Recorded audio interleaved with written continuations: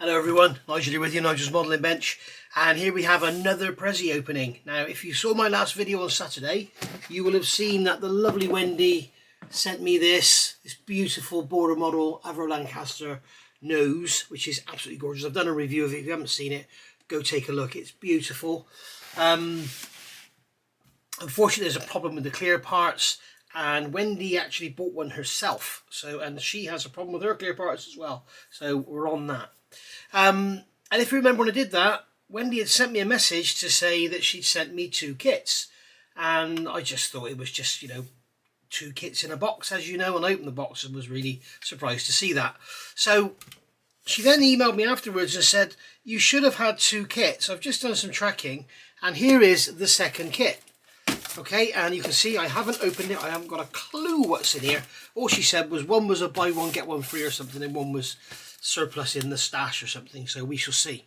But basically, to give you an idea what Royal Mail's like, the tracking, she had the tracking number on there, we did the tracking, and basically Royal Mail said I refuse to accept the package on the day they tried to deliver, which is bollocks.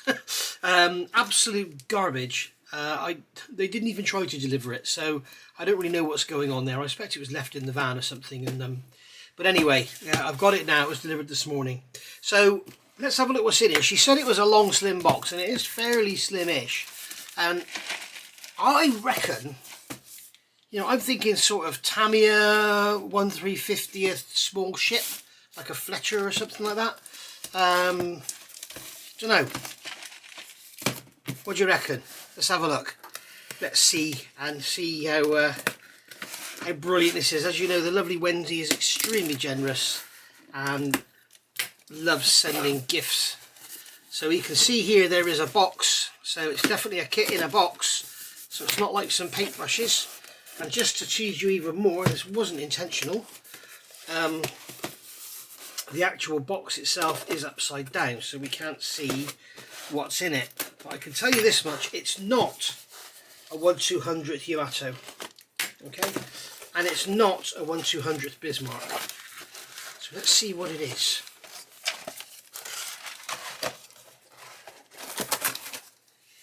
Had a swap with a friend, not sure if this was the model you were looking for. Oh, Wendy! Oh, Wendy! This is the kit I was looking for. This is Hunley. It's the, I think it was American, wasn't it? It was the first ever sort of submarine. Bloody hell, Wendy. I may as well do a review of this now. Wendy, mwah, thank you so much. So this is from Mikamir. I'm not sure how you pronounce that. They're a Ukrainian company. So you can see on the side there we've got Ukrainian. Contains 1 plastic model kit with photo etch film and decals. Glue and paint not included. There's Jess having a look. I don't know if you can see her nose. What's this, Jess? There you go. She's having a good old nose. She's very, very fluffy at the moment. She's going to the groomers on Thursday. So on the side of the box here, we've got a 3/50th scale Submarine Project 613 Whiskey class. That sounds English, doesn't it? A Typhoon class ballistic missile submarine. So that's going to be Russian. And then SSN Lemendel Rivers. Not sure. But anyway... yeah, Hunley, I'm sure that was American. I'm sure it was. I'll have to do research. But here we go. In the box, there's some paper to stop it all rattling around. And you can see that Wendy has actually taped this into the box here. So let's get this tape out of here. We'll get that off that bag. And we can see this is not a kit of many parts. This is obviously a kit of very few parts. So we can get that tape out of there and put that in the bin. So the bag looks like it's got ripped open. So everything is in one bag. So I've never even opened a Micromer. Is it Micromer? I'm not sure how it's pronounced. If we get this all out of the bag, we can see that we have, this is 35th scale by the way, guys. So we have, I'm sure it said 35th scale. Yes, 1/35th scale. So you can imagine how cramped up these guys would have been in there. I mean, there's my hand. You think a 35th figure is roughly that tall. So yeah, this is Wow, and it's actually got internal detail. Look at that. It's got internal detail. So I'm guessing they obviously did probably did a kit that was sort of cut in half or whatever with internal detail. But there we go. There's the main hull of the submarine. So that's awesome. And we've got a little stand for it to go on, which is nice. I'm guessing you just glue it to the stand. And then we've got a sprue of parts here, and this is going to be a very, very quick build. So we've got, was that rudders or keels there? And we've got some rods here. And once again, from these low production companies, no ejector pin marks, which is really nice. But a little bit of flash and stuff. It's obviously a short run kit, but as you can see, it's all there, everything you need. We've got some clear parts there, which look to be very nice indeed. And then we've got some masks. Masks for riveting or something, I'm not sure. And then we have some photo etch. So we've got, that's going to be propeller blades there. That's going to be some sort of cable cutter, I'm guessing. And then we've got bits and pieces there. So as you can see there, we've got some photo etch. And then here we've got very small and simple instruction sheet. It sort of opens out to A4, so it's A5 when you look at that. We've got some history of it there. Cross-section diagram of H.L. Hunley, privately built in 1863 by Parker and Lyons of Mobile, Alabama. Hunley was finished from a cylindrical iron steam boiler, which was deepened and also lengthened through the addition of tapered ends. So yeah, this submarine actually had a great big spike on the front, and the charge was in there. And what they did was sort of rammed into the side of a ship, and the idea was that the spike would make a hole in the ship, and it would sort of pin itself to the ship and then explode. I think the problem was they didn't realise that people were starting to line their ships with metal, so obviously they couldn't pierce the metal, and I think that was its downfall.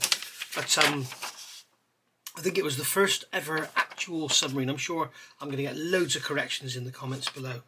But basically you can see here we've got the two halves going together. It's telling us to drill some holes here. We've got all these numbers here. I'll have to work out what this is all telling us. But you've got all these numbers here. It's saying 25, 27. I don't know if that's 2.7, 2.5. I'll have a look at it and work it out. But there we go. You can see the great big spike going on the front there with the rigging to support it. So very, very nice indeed. And then we've got an overall colour call out. It's just basically black.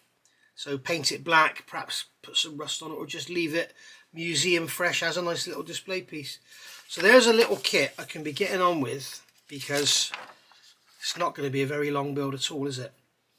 And they're showing you there how to set the blades. So it looks like this here is photo etch.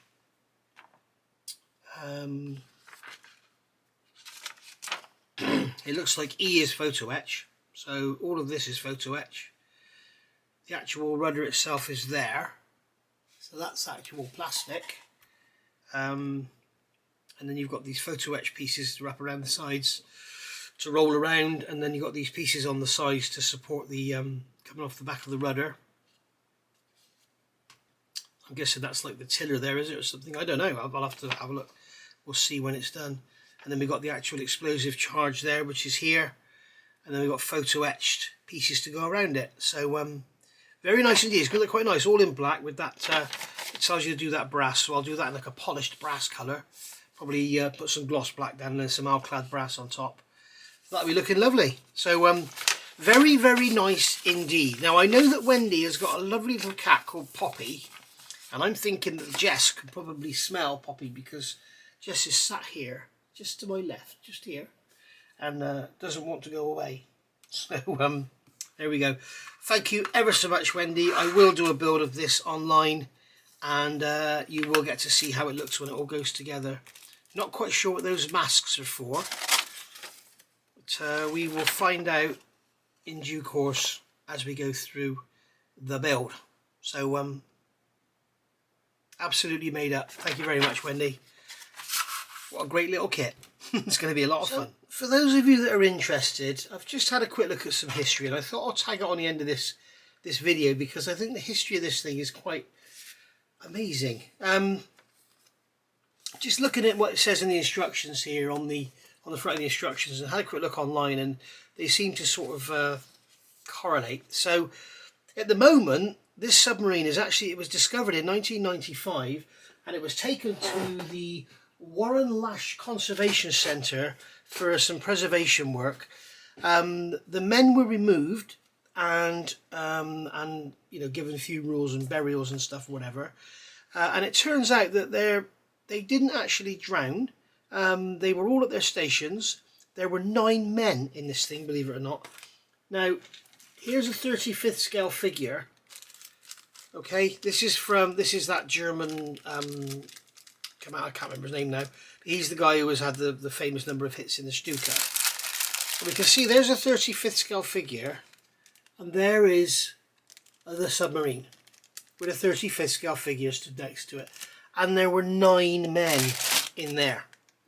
So that is just unbelievable. Apparently they were all at their stations. And it is said that there is a theory that their death was caused by a shockwave from the explosion, which actually punctured blood vessels in their lungs. So that's not very nice way to go, is it? But that's what they say. But I just want to read you, if you're not interested, just switch off. But I find this quite fascinating. H.L. Hunley was a Confederate submersible that demonstrated the advantage and danger of undersea warfare. Although not this nation's first submarine, Hunley was the first submarine to engage and sink a warship.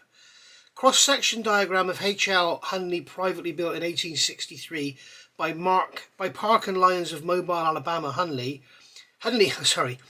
was finished from a cylindrical iron steam boiler which was deepened and also lengthened, though the addition of tapered ends. Hunley was designed to be hand-powered by a crew, 8 to turn the hand-crank propeller and 1 to steer and direct the boat. As a true submarine, each end was equipped with ballast tanks that could be flooded by valves or pumped dry by hand pumps. Extra ballast was added through the use of iron weights bolted to the underside of the hull. In the event of the submarine needing additional buoyancy to rise in an emergency, the iron weight could be removed by unscrewing the heads of the bolts from inside the vessel. H.L. Hunley out of the water on the 17th of February 1864. The Confederate submarine made a late-night attack on USS Housatonic, a 1,240-ton sloop of war with 16 guns, in Charleston Harbor off the coast of South Carolina. H.L. Hunley rammed Housatonic with a spar torpedo, this is that big pointy thing on the front, packed with explosive powder and attached to a long pole on its bow. The spar torpedo embedded in the sloop's wooden side and was detonated by a rope as Hunley backed away. The resulting explosion that sent Housatonic with 5 crew members to the bottom of the Charleston Harbor also sank Hunley with its crew of 8. Well, the internet says 9. H.L. Hunley earned a place in the history of undersea warfare as the first submarine to sink a ship in wartime. I find that fascinating. I mean, how brave were those guys to go down in that, you know, 9 of them in that, and, I mean, wow. Unpowered, sat there turning crank levers to make it go forward, and yeah, must have been quite scary. But anyway, I just thought I'd add that to the end of the video, just in case any of you are interested, and hopefully now you'll go and look at the internet and find videos and stories all about it, because the stories of submarine warfare and, you know, the first submarines are quite fascinating. And I think there is a video by the Smithsonian's or something on YouTube, and they've done a complete story of, you know, development of the submarine from the first one, which was like that spherical thing, which again, I think that was the Americans. Quite amazing. So anyway, there we go. Thanks for watching. Bye for now.